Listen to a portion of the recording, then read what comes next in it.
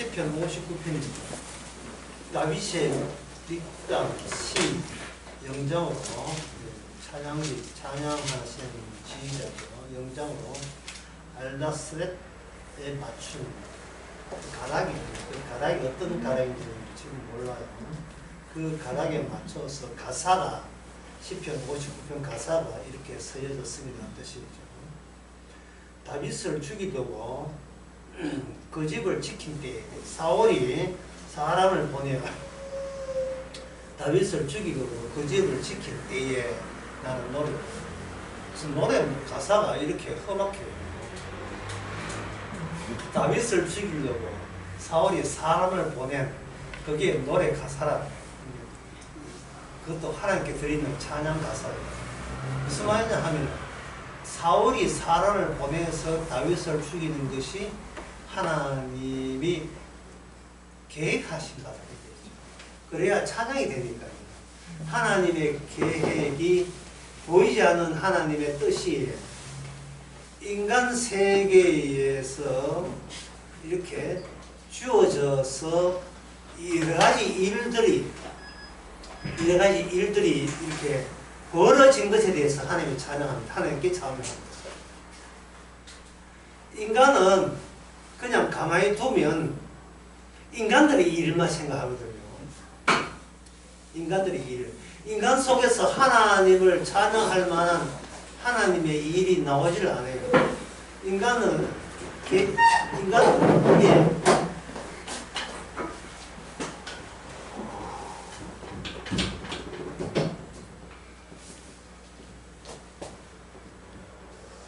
개인은 개인만 상대해요. 여러분들이 사람들 이야기 가운데서 사람 이야기 빼놓고 이야기가 되는가요? 안 되죠. 항상 그 문장에 보면 앞에 뭐가 있나? 나는 쭉 해놓고 그 사람을 또는 그를 또는 너를 항상 이렇게 그 나라는 인간과 개인과 그라는 그 개인 트럼프가 어떤 인간이잖아요. 인간의 이야기만 인간에게는 나오는 겁니다. 이 하나님의 이야기가 안 나오죠. 인간에게는 하나님이 안 나와요. 그래서 하나님께서는 여기 오늘 10편 59편에 다윗은 그 사울이 사람을 보내어서 나를 죽이려 한다. 그런데 이것이 뭐냐 하면은 인간 대 인간, 개인의 이러한 다툼을 유발하도록 하나님께서 보이지 않는 하나님께서 뜻이 있어서 개입했다. 그러니까 이 찬양을 통해서 하나님께 영광 돌린다는 말이에요. 그러면 불신자는 뭡니까? 불신자는 개인과 개인으로 끝나죠. 의미가. 끝나고 그러니까 나는 이들 사람과 다투 없다. 그래서 그러므로 수학에서 섬세하게 그러므로 나는 정당하다. 나는 정당하다. 이걸 가지고 자기 존재 변명이라. 자기 존재 변명. 로마서 10장에서 이걸 가지고 말하면 자기 의라고 합니다. 자기 의. 마태복음 6장 1절에서 그 당시 유대인과 바리새인들이 어떤 행동을 했는데 이제 오후에 언급했잖아요. 구제, 그 다음에 기도, 금식을 했을 때에 그것을 염두에 두고 주께서 하신 말씀이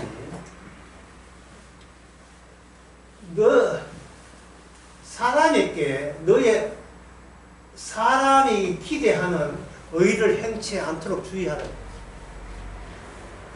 사람에게 참 그 어렵다는 행동을 비치도록 행동하지 않게 하라. 왜냐하면 주님이 보시기 때문에. 이 일은 주님이 했는데 영광을 왜 네가 마지막에 차지하느냐. 네가. 그러면 하나님이 일을 벌는 하나님이 돌아갈 몫이 있어요, 없어요? 몫이 없잖아요.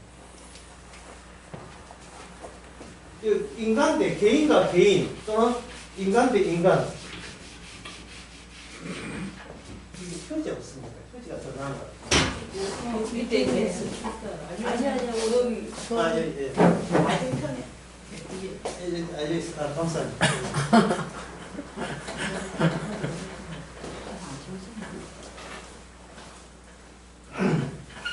계속 이야기해 보겠습니다. 인간 대 인간에서 여기서 나오는 생사는 뭐냐 하면 자기 변명이라 했죠. 자기 변명. 예. 나는 결국은 자기 변명, 자기 의롭다. 의로우니까 나는 다른 말로 하면 나는 착하고 그 다음에 바르게 산다. 이 되죠. 예. 인간은 착하고 바르게 살면서 어디 가느냐 하면 지옥 가는 거예요. 지옥 가는 거. 그 지옥 가는 공식 제가 방금 이야기해 드렸습니다. 착하고 바르게 사시면 지옥 갑니다. 이것도 왜냐하면 교도소 10번 갔다 온 사람, 천하의 강도도 자기는 자기한테 어떤 사람이에요? 착하고 바른 사람.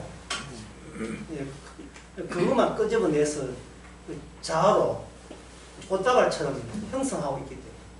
자살이네요. 예? 자살이네요. 자살하는 행위가 얼마나 내가 남한테 하고 싶은 것을 내 하나 희생될게 그게 자살이에요. 내가 남한테 원망할 수도 있지만 내가 인간성이 너무 좋았기 때문에 내가 알아서 죽을게. 내게 이러한 사태가 일어난 것은 내가 지적할 사람이 한두 명이 아니지만 그러나 내가 다 입 다물고 내 혼자 스스로 희생물 될게 그게 자살이에요. 자기 의의 극단적인 모습이죠. 자살이.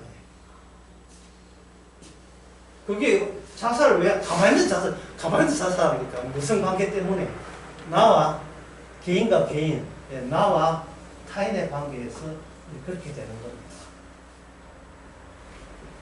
그러면 여기서 착하고 바르게 살면 지옥 갑니다. 그러면 이 문장을 하는 나는 악하고 죄 많고 죄뿐이고 뭐 죄 많고 나쁜 짓 많이 했습니다. 이 사람 어디 갑니까? 지옥 갑니다. 그러니까 나는 악하고 죄 많고 죄입니다 하는 것도 이게 어디에 속해요? 예, 우회적인 자기 의가 되죠. 이걸 누가 했느냐? 이게 바리새인들이 이걸 했어요. 금식하면서 나 죄인입니다 이렇게 했어요. 나는 하루에 그죠? 뭐 이제 두 분이 뭐 금식하는 게 어디요? 이처럼 인간은 착하고 바르게 산다. 선의식이죠. 나는 이렇게 악하다. 악의식이죠. 인간은 선과 악의식 분리해서 못 빠져나가요. 이건 누가 이렇게 만들어놨어요? 인간이 이렇게 만들었습니까? 예. 이게 마귀가 그렇게 만든 거죠. 인간으로 하여금 착하든 선하든 자기 자신이 누구의 종이 된다는 의식이 없어요. 내 인생은 내가 책임져야 돼요. 내 인생은 내가 책임져야 되고 내가 하기 나름이다는 이 점에 대해서는 인간으로서는 태어나서 죽을 때까지 변함이 없습니다. 한결같아요. 자, 그러면 다윗에게 오늘 시편 59편 다윗 이야기입니다. 시편 59편에서 다윗의 이야기는 이게 무슨 말인가? 다윗은 개인의 개인 나와 사울 이야기에 누가 의도적으로 끼어드느냐 하면 언약의 하나님이 여호와입니다. 언약의 하나님께서 언약을 앞장 세울 때 그걸 여호와라고 해요. 그냥 하나님 우리가 인간은 언약을 앞장 세우는 이유는 인간에게는 언약은 인간의 아이디어에서 나온 게 아니거든요. 하나님에게만 나온 게 언약이에요. 이게 언약이 왜 하나님께 나오냐 하면 언약은 어디서 나오냐 하면 아버지와 아들의 영원 전부터 이 두 분 사이에 언약이 이미 체결되어 있기 때문에 이 언약을 인간에게는 언약에 대해서 무지합니다. 몰라요.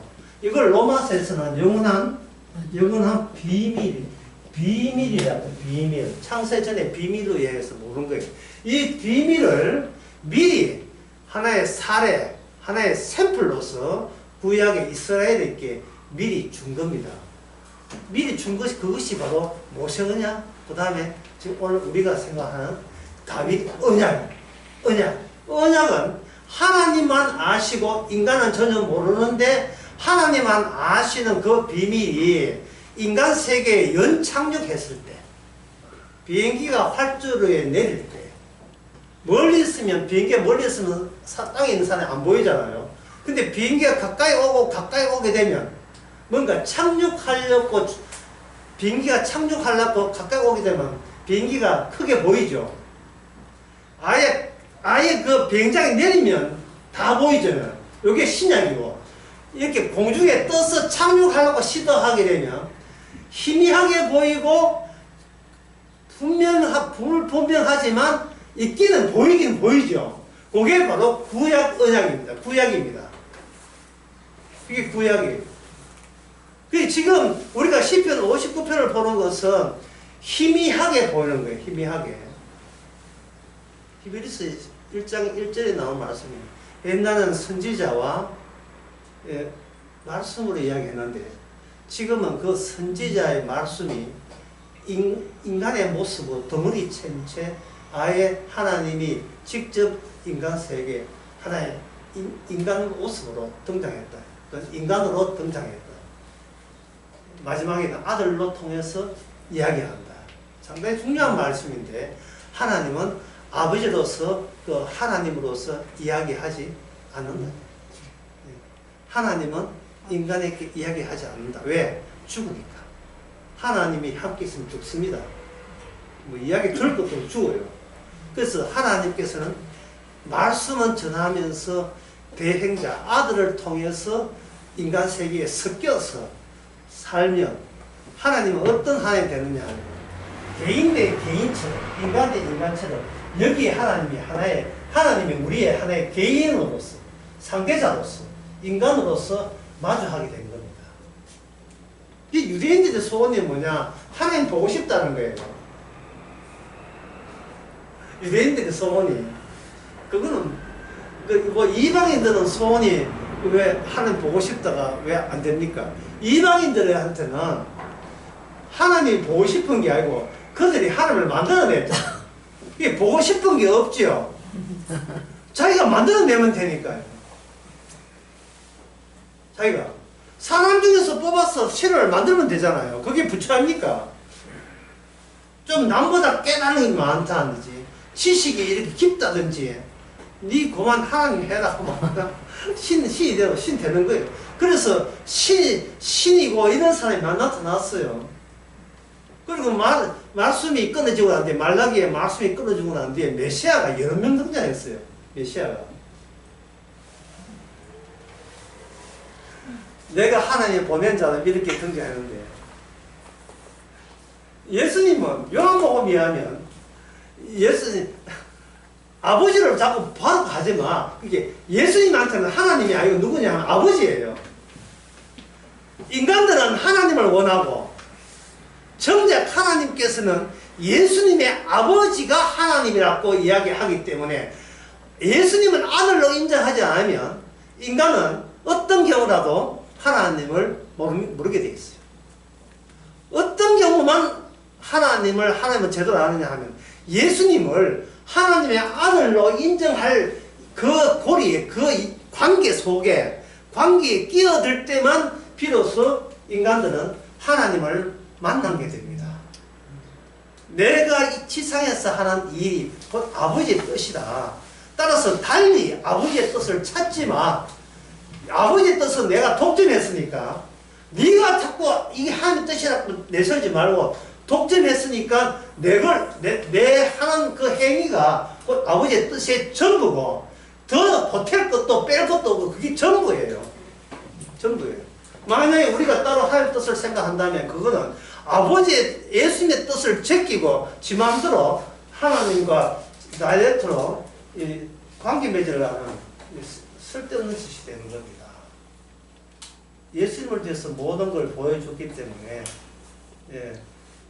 우리는 딴 걸 들을 필요 없어요.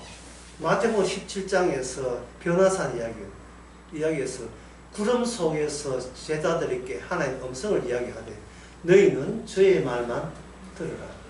그게 저희가 누구죠? 내가 너희는 딴 생각하지 말고 내가 보는 예수의 말만 들으라. 방금 그 이야기를 여러분 잘 아는 공식으로 이야기할게요. 인간은 이미 인간이죠.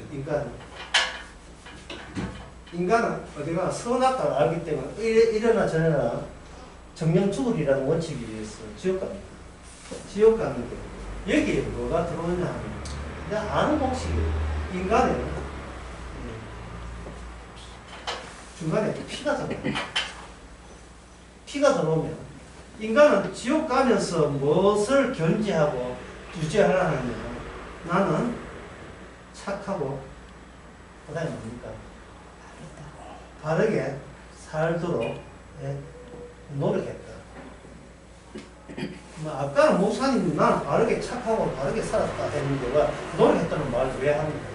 왜 하느냐 하면 나는 착하고 바르게 살도록 요 노력한 게 착함이 돼요. 노력한 게 이걸 이제 최선을 다했다 이 말이에요. 내 노력한 게 착하고 바르게 살려고 노력한 것은 그만큼 내 속에 착함이 여전하기 때문에 바르게 살도록 노력하게 된다. 요 교리 있잖아요. 요 교리. 인간은 착하게 바르게 사는 노력. 요 교리가 무슨 맞는 종교가 있어요. 그 종교가 바로 이겁니다. 천주교입니다. 이게 천주교예요. 이게 천주교의 실체입니다. 천주교의 실체. 이게 전부예요. 전부. 이 천주교는 뭐냐면 성선설이죠. 날 때부터 인간은 착하다. 이 천주교하고 유교하고 불교하고 불교는 뭡니까? 인간은 날 때부터 부처다. 도를 안 닦아서 그런데 도만 닦으면 누구든지 부처가 된다. 부처 믿지 마라. 부처를 만나면 부처를 죽이고, 부처를 죽이라. 왜? 네가 부처인데 무슨 다른 부처가 있어? 네가 절대자인데. 이겁니다. 여러분, 교회 와서 이런 성선설, 이런 천주교, 불교 이론하게 되면 사람들이 다 은혜 받아요. 물론 말은 천주교 말을 안 하죠. 불교 말을 안 합니다. 안 하지만 여러분 속에는 바르고 착하게 사는 게 있는데 하나님께서 말씀을 듣고 노력하게 되면 여러분들은 진짜 노력하고자 하는 자질이 있기 때문에 그 자질을 묵히면 안 되잖아요. 그 자질을 여러분들이 양성화시켜서 다르게 사시면 여러분들 준비된 게 있는데 그게 바로 천국입니다. 이게 바로 교회 목사가 긍정적 마인드를 가진 긍정적 사고방식으로 이게 설교로 나와요. 그러면 교인들의 반응은 뭡니까? 중간중간에 뭐가 나오죠? 아멘 나오고 예배 많죠. 오늘 은혜 많이 받았다. 오늘 은혜 많이 받았다. 그렇게 되는 거예요. 제가 어제 오석교 기도 제목을 이걸 했어요. 심판 없는 하나님은 사기입니다. 심판 없는 하나님은 사기입니다. 하나님이 심판한다. 그럼 다 아는 이야기 아니냐. 제가 하는 말은 심판 없는 하나님은 사기입니다. 그 다음에 더 나가면 심판의 기준을 모르고 있으면 그거는 하나님에 대해서 관심이 없는 겁니다. 심판은 하나님이라 했잖아요. 그러면 기준이 있을 게 아니겠습니까? 그 기준이 뭐냐? 그 기준이 언약이에요. 기준이 바로 무슨 언약이에요? 유월절. 여러분 유월절 할 때 유월절 할 때 죽는 사람의 성품, 착하고 바르게 사는 자질 이런 게 없어서 죽었으니까 뭐가 없어서 죽었어요? 피가 없어서. 누가 이야기했어요? 피가 없어서. 얼마나 복음이 간단합니까? 얼마나 간단해요. 복잡하지 않아요. 간단해요. 하나님께서 받는 것은 언약의 피를 언약에 완성한 그 피만 받아요. 성품, 인격, 품위, 효자 노력한 거, 이게 부부가 이렇게 사이좋은 거, 이런 거 안 봅니다. 자식을 매미케 잘 키우는 거 안 보, 아예 안 봐요. 오직 언약의 피만 보시고 천사들이 그 피 없는 가정을 다 죽였습니다. 팩트입니다, 이게. 예? 종교 만들 필요 없어요. 이게 팩트예요. 교인을 끌어모으려고 조작할 필요가 없어요. 우리 교인 몇 명이다. 그걸 자꾸 의식할 필요 없어요. 이래가지고, 뭐, 복음처럼 한국에 교회 남아있겠나. 남아있고, 그런 걱정, 시작적인 걱정할 필요 없어요. 주께서 택한 백성, 잃어버린 적이 잃어버리지 않으니까. 왜 주님이 할 걱정을 지가 왜 하고 있어요? 믿는 사람 거의 없습니다. 있든 없든 네가 걱정할 소건 아니잖아요. 네가 교인 수를 많으면 갑자기 기쁨이 옵니까? 아니면 예수님 피만 생각하면 기쁨이 와요. 도대체 어느 기쁨을 여러분 호응합니까? 어느 기쁨을 받고 싶어요. 그래서 이게 뭐냐 하면은 하나님께서 인간에게 피를 주게 되면 지옥 간 인간이 피가 제공된 그곳으로 가요. 그리고 인간은 구원받기 위해서 피 믿는 게 아니고 피를 제공한 쪽에 매가지란 말 모가지 이끌려서 그 피와 연결된 그분 피얼신 분이 마련한 그분 세계에 합류하기 위해서 끌려가는 것을 성경에서는 구원이라고 이야기합니다. 내가 어떻게 잘 먹고 행복하고 그 세계가 아니에요. 누구신데 저한테 피라는 것을 주십니까? 이 피로 끝난 거예요. 예수님이 아버지께 복종하는 그 순간 우리가 이 땅의 모든 의미와 행위는 무가치가 되는 가치 없는 것이 돼요. 아무 소용없어요. 우리가 어떤 행동을 하든 그 핵심은 예수님 복종을 완성했느냐 아니냐 그게 관건이에요. 내가 어떻게 말씀대로 사느냐가 관건이 아니고 실제 말씀대로 사니까 무슨 말씀대로 살아요. 그런 인간이 없어요. 착각하지 마세요. 주님이 어떻게 했고 그걸 성령을 통해서 우리에게 새벽 탁송으로 보내준 거예요. 왜 새벽 탁송이냐 하면 우리가 의식가 잠자고 있을 때 죽겠을 때 경상도 말로 깨벤다 하지. 예, 다리라고 소녀야 일어나. 예배소서 5장에 가면 죽은 자가 살아나. 너에게 영생을 내가 주겠다. 일종의 복음은 마약 주사입니다. 그냥 영생을 일방적으로 허락도 없이 그냥 집어넣어버리죠. 이걸 바람만 하면 평행이는 뭐야? 슈슈슈. 이걸 하나의 제목은 아니 제목 비싸게 한다면.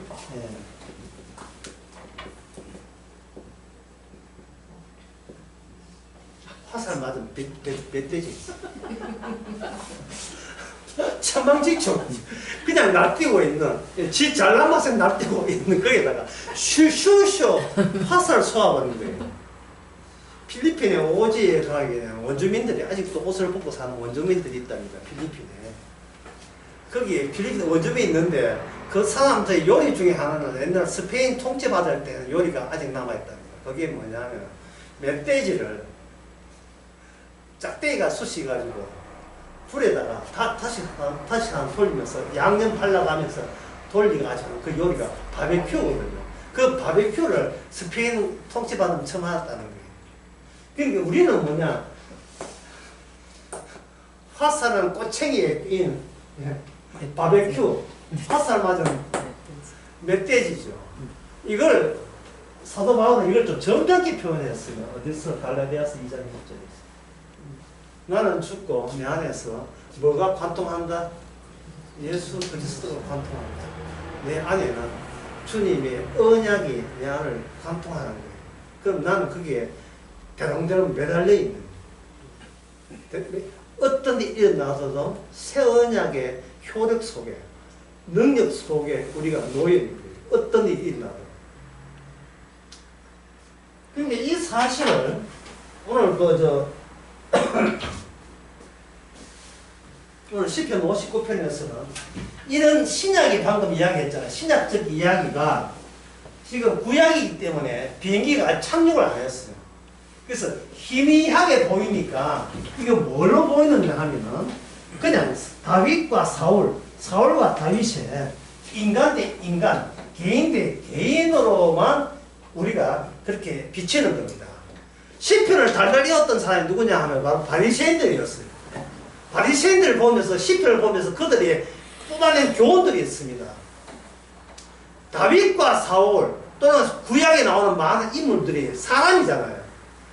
그리고 거기 하나님은 이 지상에 오시지 않았어요.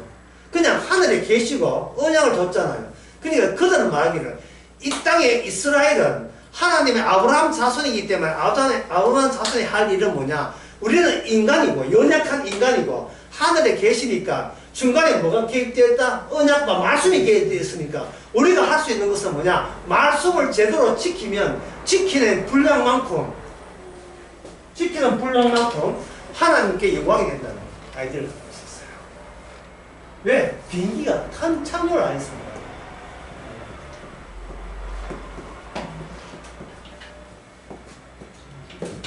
점진적인 거룩을 이야기했어요. 누가? 예수님을 죽였던 바리새인과 사두개인들이 점진적인 거룩을 언급했어요. 점진적인 거룩을 언급한 자가 누굴 죽였습니까? 그들은 지금 하나님을 인정했어요. 바리새인 중에 바리새인 누구죠? 사울이죠. 사울 그 사람은 여호와 하나님을 열심을 냈고 인정을 했다 이 말이죠. 인정해서 현재 있는 거룩에다가 더 추가적인 거룩을 완벽을 기하기 위해서 예수 믿는 사람을 죽이고 옥에 가두었잖아요. 사도행전 23장에서 자기가 죽였다고 되어 있어요. 점진적인 거룩을 시작했다고요. 그러면 요한복음에서 예수님께서는 이런 바리새인을 염두에 두고 유대인을 염두에 두고 서기관과 장로들을 염두에 두고 여러분들이 만약에 예수님이라면 어떤 내용을 전하겠습니까? 네. 잠시 여러분이 예수님이라고 치고 이런 사회 속에서 여러분들은 예수님이라는 이 갈로 네모 안에 무슨 내용 이야기하겠습니까? 어떤 내용이? 아주 극단적인 내용들이 담기겠죠. 그렇죠? 그래서 요한복음 8장에 보면 너희는 전진적인 거룩 여호와 아브라함 자손 너희에서 너희는 너희의 아비는 악마다 이렇게 저희 아비는 악마다. 졸지에 그들을 인간으로 보지 않고 악마의 대리인으로 악마의 새끼, 악마의 자식 그걸 세례요한은 독사의 자식, 예수님은 독사의 새끼.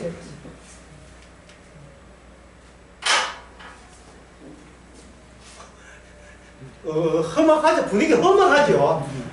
예수님 당시에 우리한테 성경 상에 낭만적이지만 그 현장에 있을 때 그들의 예수님에 대한 악감정이 아주 굉장했지요.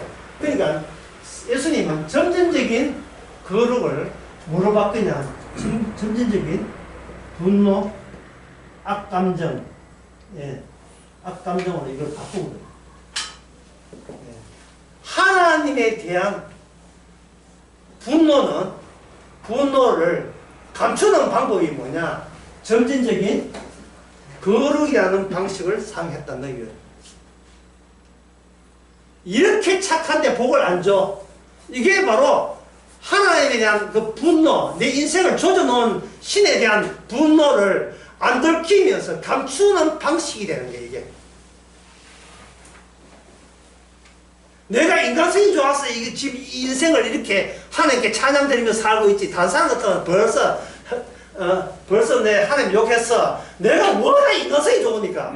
그만큼 기도를 많이 하고, 그만큼 헌신 봉사를 했기 때문에 내가 참고 있는 거야. 이게 바로 바리새인들이 감추고 있는 면면이었습니다. 저건 이제 비행기가 착륙했을 때 이야기고, 예수의 이야기니까. 비행기가 공중에 있을 때는 이 개인에 의해서 다른 관점을 봐야 돼요. 제가 이렇게 하면 뭐 착륙한 걸 다 아는데 뭐 이제 구약 볼 필요 없네 이래 생각하는데 아니에요. 이 구약을 거쳐야 시장에 오니까 그 절차 경로를 우리가 밟아야 돼요. 자, 개인은 어떻게 산다? 개인은 이것을 살아요. 슬픔과 기쁨으로 삽니다. 산다. 슬픔과 기쁨으로 산다. 이걸 한마디로 말하면 인간은 뭐로 산다? 기분으로 산다. 인간은 그냥 기분으로 사는 거예요. 이걸 이야기한 그 철학자들이 많이 있습니다. 쇼펜하우, 그 다음에 니체, 이런 사람들이 이 주장을 많이 했습니다. 자, 그러면 여기서 이제 우리가 개인은 슬픔과 기쁨으로 산다. 이걸 여러분들은 이야기하니까 나 무슨 이야기 모르겠다. 지금 이래 나오는 거예요. 안 그러면 평소에 이래 살아가고 있으니까. 우리는 변덕적이 아니에요. 그냥 변덕에서 오는 거예요. 감정의 기복이죠. 어떤 때 슬프고 어떤 때 기쁘냐. 예. 어떤 드립 없이 제가 알려드리겠습니다. 예. 내 것 다치면 슬프고 내 것 잘 되면 기쁘죠. 우리 일상에 아침에 눈 뜨고 심지어 밤에 꿈 꿀 때까지 아 기쁘다 아 슬프다가 전부 다 뭐냐 내 것이야 내 것이. 예. 그 인간이 존재한다 있다는 것은 이 추상적이에요. 추상적이고 이거는 허황된 것이고 안에 실령은 뭐냐 내 소유예요. 내 소유. 내 소유. 나를 증명해야 돼. 내가 여기에 살아야 될 이유가 이렇게 당당함라는 것을 증명하기 위해서는 소유물이 있어야 돼요. 내 소유. 그 소유를 누가 건드리면 슬프고 내가 소유를 건드리면 내 소유를 만약에 잘되고 칭찬하게 되면 같이 격려해주면 우리는 기쁜 거예요.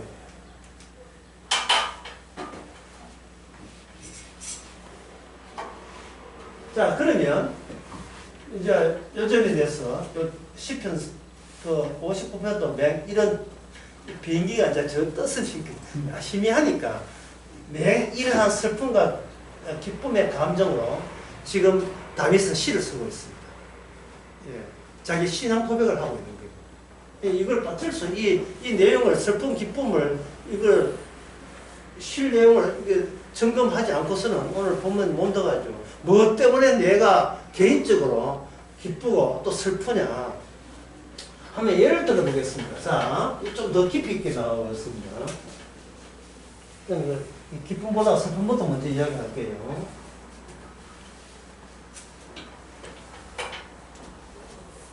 인간은 뭐로 되어 있다?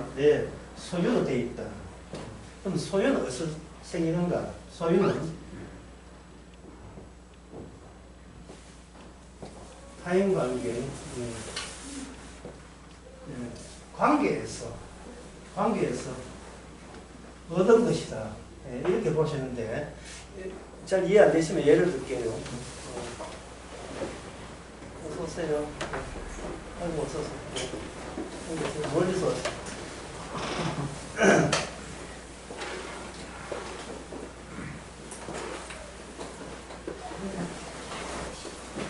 오시면 일찍 오시지. 자, 소유 관계 예를 들면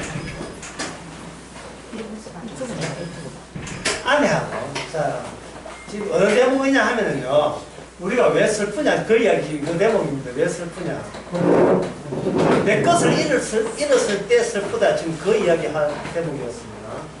아내가 있는데 이 아내하고 남편하고 만나면 싸웠어요. 늘 싸웠어요. 그런데 어느 날 아내가 먼저 죽었습니다. 아내가 죽고 난 뒤에 주위 사람들은 안 됐습니다. 아이고 얼마나 그 마음이 아프겠습니까? 라는 말을 건네잖아요. 그 말은 뭡니까? 야, 니 친구야, 니 좋겠다. 이제 싸우지 하자. 나 지금 안 죽었어. 문제가 뭐니? 이렇게 그 말을 갖고 우회해서 말해주는 거예요. 이제 니 하고 싶은 대로 마음대로 하겠네. 그러면 그래 내가 슬퍼. 이 말은 뭐냐? 그래 네 말이 맞아. 내가 지금 내가 웃고 있거든. 뭐 그런 뜻이다 이거예요. 그런데 어느 날 강변을 어떤 그 엘더스 홀리고 강변을 갔을 때 그 자기 동네 강변을 갔을 때 강변만 인간이 그냥 강만 보이면 뭐 아무렇지 않은데 어때 익숙한 강에 갔을 때 그때 왜 잃어버린 아내하고 같이 왔던 그 기억이 왜 거기서 살아나냐 이 말입니다. 그러면 뭐를 느끼나 상실감을 느껴요. 박탈감을 느낀다. 박탈감 느끼면서 나는 당신이 그리워 미치겠다. 그리워 미치다는 말은 더 이상 살 기력이 다 빠져버려요. 그렇게 평소에 싸워 했는데 같이 전에 젊을 때 같이 걸었던 강변에 가는 순간 내 원치도 않은 그 기억이 살아나면서 그때 내 혼자 온 것이 아니고 죽었던 아내와 더불어 왔을 때 내 것이 상실했잖아. 내 것이 상실했을 때 우리는 뭡니까? 슬픔이 되고 슬픔이 되면 이 슬픔을 벗어나는 방법은 내가 뭐 자살까지는 아니지만 당신 따라갈게. 그때 그 좋은 기억 생각하면 그동안 당신 사는 거에 미안해. 참 내 미안해. 근데 당신한테 미안한 거 보니까 내가 아직도 인간성 괜찮게 살아남은 것 같아. 하지만 도저히 내 혼자는 못 살겠어. 당신 따라갈게. 당신 같은 그런 여자가 이 세상에 없었어. 왜 그래요? 그 강변에 가서 그래요. 강변에. 같이 갔던 그 유원지에 가서 그래요. 평소에는 생각 안 나는데 가는 순간 그때부터 뭐냐 가는 곳마다 혼자 왔다는 생각보다도 그때 당신이 같이 왔다 그때가 좋았다 해가지고 어떻게 돼요? 그러면 현실감 또는 현재감이 상실되면서 그 사람은 어디 속에 삽니까? 현재에 살면서도 벌써 상실해버린 과거의 삶에서 본인이 발을 못 떼는 거예요. 발을 뗄 수가 없어. 그 다음부터는 이제 자기의 박탈감을 맞아 채우기 위해서 아내와 함께 다녔던 다방, 옛날 다방이 있어요. 다방에가 같이 듣던 당신 좋아했던 음악도 들어보면서 이게 텅 빈 내 마음을 계속해서 채워야 되는 거예요. 왜? 안 그러면 온전한 내 것이 안 되기 때문에. 아내를 사랑하는 것이 아니고 인간은 자기를 사랑하기 때문에 자기 것이 뭔가 잘려나갔을 때 마지막 그 채우기 위해서는 계속해서 노력을 해야 됩니다. 안 그러면 내가 나답지 않다는 것은 그거는 이미 살아도 아니고 이미 죽으면 못 써. 내가 남이 되면 나는 없어지니까 죽은 목숨과 마찬가지입니다. 이게 슬픈 거예요. 인간은 선악을 따먹고 슬픔이 기본입니다. 슬픔이 기본이에요. 슬프다. 그런데 이제 그런 세월을 하다가 이제 몸무게가 다이어트 안 해도 한 6kg 빠지거든요. 빠졌는데 우연히 또 강변에 그 강변에 또 옛날 과거에 또 그 기억을 쓰기를 조합하고 갔다가 멀리 보니까 자기 죽은 아내와 비슷하게 닮은 여인이 오는데 그것도 스카프도 같은 색깔의 스카프를 했어요. 그리고 그 분이 자기 그 그 여자분 자기도 호감을 느끼면서 거기서 가만히 연정 사랑의 사투네요. 그러면 뭐가 돼요? 그러니까 나라는 기본 골조는 그래야 있는데 아내와 더불어 있던 그 골조에 아내에 비슷한 시뮬레이션, 아내에 비슷한 사람이 남은 결핍을 맞아 채워줄 때 비로소 자기는 여기서 새로운 기쁨을 얻게 되는 겁니다. 이게 비행기가 희미할 뜻을 때. 그러니까 성령이 제대로 오지 않고 교회 가서 말씀만 듣고 그걸 연구하고 공부하고 버리면 본인은 상실하지 않고 본인의 것을 내 결핍된 것을 맞아 채우는 거예요. 예를 들어서 뭐 몇 년 전에 보이스피싱 당해가지고 날라갔다면 한 2천만 원 만날 생각하는 것이 그 2천만 원을 어디서 행운으로 찾아와야 된다고요. 그러면 하나님께 기도 많이 하고 뭐 봉사하면 2천만 원 돌려주겠지. 그런 마음으로 교회에 온 거예요. 그러면 교회를 다니는 이유가 상실해버린 나의 미진한 그 폭을 맞아 채우기 위해서 하나님의 어떤 기적을 바라는 마음으로 이 교회 나오는 셈이 되죠. 그리고 그 사람 교회 나오면 뭡니까? 복음으로 기뻐하고 그리고 코보로 좋아하고 기뻐하고 감사하는 게 아니고 뭡니까? 내가 뭔가 더 점진적인 나다운 모습을 복귀할 가능성을 희망으로 걸고 교회 나옵니다. 진짜 내 마음에 딱 드는 나, 내 이미지에 맞는 나, 그래서 내가 죽도록 사랑하고 싶은 나, 그 나의 형상을 만들기 위해서 나는 신을 찾는 거예요. 그걸 크게 두 자리 이야기해요. 그걸 뭐라고 하냐? 그걸 아주 우상이에요. 내 내면에 있는 신에 대한 바람이 바깥에 가연체, 보이는 사람이 되든 돌이 되든 뭐가 되든 돌이 새가 되든 관계없어요. 그게 뭐가 되든 어떤 대상이 되든 어떤 조직이 되든 건물이 되든 부동산이 되든 그것이 나의 우상이 되고 거기에 우상은 집착을 하게 됩니다.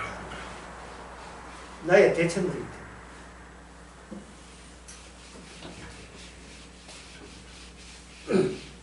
참 인간이 이렇게 복음은 간단한데 복음 뭐라고 했습니까? 화살 맞으면 멧돼지죠. 간단한데 실제로 살아가는 것은 무엇이 이런 복음의 기쁨을 방해합니까? 주인공이 뭡니까? 내가 화살 안 맞고 화살 쥐고 지가 쑤시고 있는 거예요. 하나님 맞은 걸로 쳐주세요. 복음 안 한 걸로 쳐주세요. 그러면서 실제로 웃고 우는 것은 바로 내가 원하는 나다움에 접근해 나갈 때 그걸 만족할 때 되는 거예요. 그래서 이런 긴 이야기가 한마디로 말하면 뭐냐, 목사님 설교가 그렇게 위로가 안 되네요. 딱 그 말이에요. 목사님 설교가 그렇게 위로가 안 되네요. 무슨 말이에요? 내가 원하는 것은 목사님 따로 있는데 당신은 그걸 채워줄 수 없습니다. 이 정도로 우리는 마귀의 자식임 새끼입니다. 복음을 방해하는 거예요. 주의 하는 이 일은 내한테 전혀 관심 없고 오직 나는 내가 만족하고 행복한 데만 전적으로 다 만족하는 거예요. 그 자가 오늘 본문을 등장하는데 그 자가 누구냐? 바로 사울이었습니다. 사울이 권력을 쥐었습니다. 그런데 누가 등장했습니까? 다윗이 등장하고 사울이 탄핵할 처지예요. 친위 구태타를 일으켜서 다윗을 추방하고 말았어요. 아니 추방도 모자래. 아예 뭐랍니까? 오늘 본문에 보니까 죽여버려. 죽이는 거예요. 사무엘상 19장 11절 19장 11절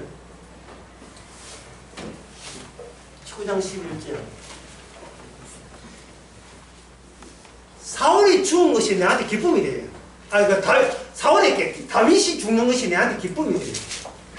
왜냐하면 다윗은 아까요 인간은 뭐로 산다? 기분으로 살지요. 감정 기분으로 살지요. 다윗의 등장으로 내가 오롯이 이 이스라엘에 최고 지도자가 되는데, 절대자가 되는 데 대해서 다윗이 뺏어간 겁니다. 사울은 천천히고 다윗은 만만히. 도저히 이건 용납이 안 되는 겁니다. 여론조사하면 이 퍼센트가 저쪽으로 밀리는 거예요. 지금도 서울에 광화문 가면 그 평생의 소원이 있습니다. 제발 이재명이 좀 죽어버려. 이재명 죽는 것보다 남 부통령보다 이재명 죽는 게 급해. 그 빨갱이 죽었으면 좋겠어.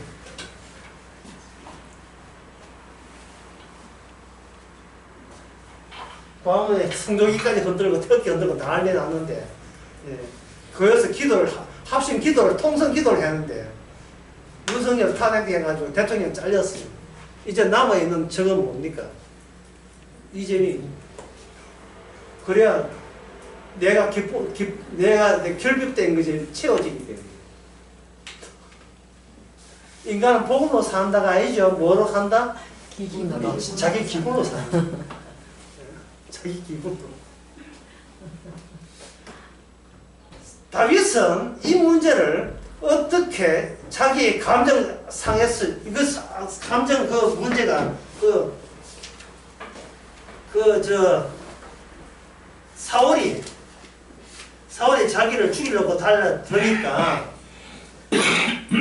나의 하나님이여 내 원수에서 나를 건지시고 이러자는 치는 자에게 나를 높이 드소서 라고 되어 있어요.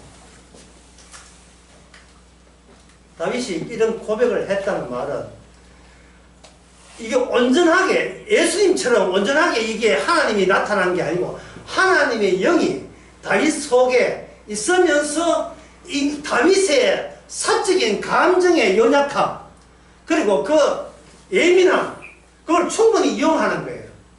그래서 구약을 통해서 복음을 접해야 되는 이유가 거기 있어요. 우리도 마찬가지거든요.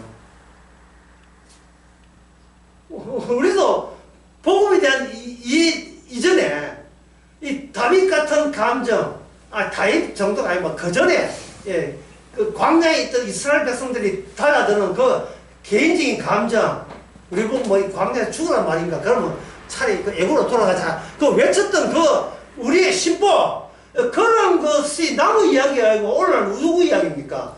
우리가 숨겨놓은 우리 내부 이야기를 말씀이 경로를 만들어서 채워주는 거 이걸 해주는 거예요. 이걸 말씀에 경사도 말씀이 타고 서서히 타고 내려가는 경사도를 성경 안에 경사도를 갖고 있어요. 그 말씀대로 타락하게 되면 십자가에 도착하는 거야. 십자가는 뭐냐? 나 강도라도 감사합니다. 그거거든요. 강도라도. 새이 창기돼도 나는 너무 감사해요. 이런 거. 이거는 주님의 강력적인 역사, 관건이 있어야 돼요. 그 가지는 과정은 뭡니까? 역시 나는 내 것 가지고 내 인생을 포기 못한다. 뭐 이런 식의 계속 그게 연결돼야 된다. 그게 경사도를 갖고 있어요. 경사도를. 타고 내려가야 되는 거죠. 그래서 다윗이 시편 59편에서 그 내용을 한꺼번에 구조로 이야기하면 이렇습니다. 하나님께서 다윗을 통해서 난데없이 사울에게 핍박을 받는 것은 다윗을 중심으로 해서 그 전에 언약, 아브라함 언약, 그 다음에 또 무슨 언약입니까? 노아 언약, 아브라함 언약, 그 다음에 모세 언약까지 있던 모든 언약과 그 다음에 언약이 반대말이 비언약이겠죠. 또는 반언약도 될 수 있지만 비언약. 여기 지금 하나님 뜻은 다윗에게 전부 다 이게 한 점에 모입니다. 모이고 다윗이 그 다음에 새 언약을 위하여 새 언약 하나님이 인간으로 오신 그 언약을 위해서 자기는 하나의 기점을 형성하면서 여기서 언약은 자기 이후에 이런 식으로 퍼지고 이런 식으로 퍼질 것이라고 예언하는 거예요. 여기서 여기까지 올 때는 다윗에게는 슬픔이고 입장에서 자기로부터 새롭게 펼쳐질 때는 이런 기쁨이요 하나님에 대한 찬양이 되는 겁니다. 이 중간에 시편 59편이 있습니다. 그래서 이제 제가 두 번째 시간에서는 요 구조 다윗 중심으로 옛 언약이 어떻게 다윗에게 귀속이 되고 이게 수용되고 몰려 있는가를 제가 설명해 드리겠습니다.